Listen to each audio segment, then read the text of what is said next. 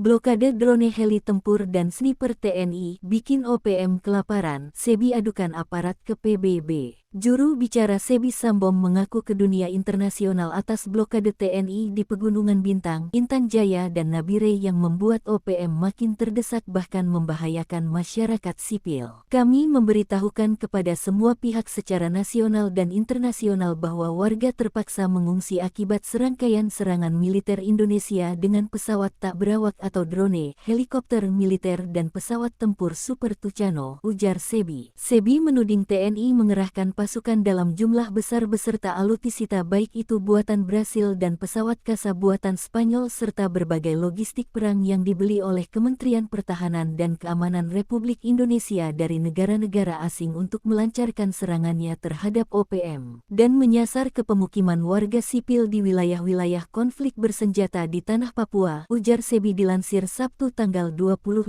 Oktober tahun 2025.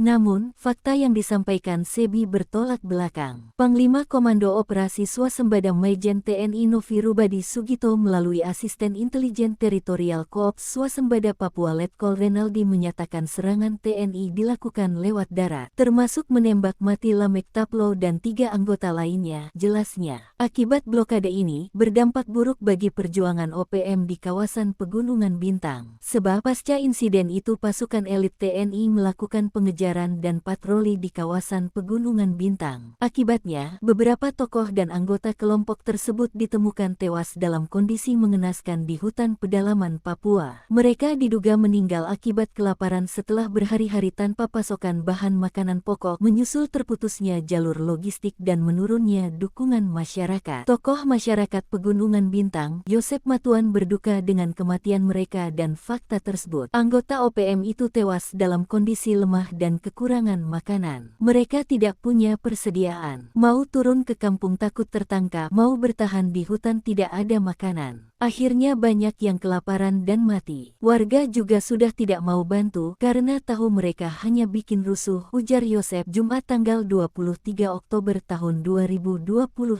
Menurut Yosep, putusnya jalur keluar masuk dan asikap masyarakat Papua terhadap OPM. Jika dulu ada sebagian warga yang terpaksa membantu karena takut, kini memilih menjauh. Tokoh pemuda Papua, Elvis Tabuni menilai bahwa kondisi ini menjadi bukti perjuangan OPM sudah kehilangan. Rakyat sudah tidak percaya lagi. Dulu banyak yang ikut karena terpaksa, sekarang tidak ada yang peduli. Mereka bersembunyi di hutan, kelaparan, tanpa tujuan. Itu bukan perjuangan, itu keputusasaan, kata Elvis. Informasi dari internal TNI yang bertugas di kawasan tersebut membenarkan faktor berkurangnya dukungan logistik dan simpati masyarakat terhadap OPM membuat kelompok ini melemah. Sejumlah operasi penegakan hukum oleh aparat di berbagai daerah juga menutup akses mereka terhadap sumber daya dan jaringan lama terutama operasi Satgas Swasembada TNI pimpinan Panglima Komando Operasi Swasembada Majen TNI Novi Rubadi Sugito. Lemahnya koordinasi dan minimnya pasokan makanan, OPM menghadapi situasi paling genting dalam sejarah pergerakannya.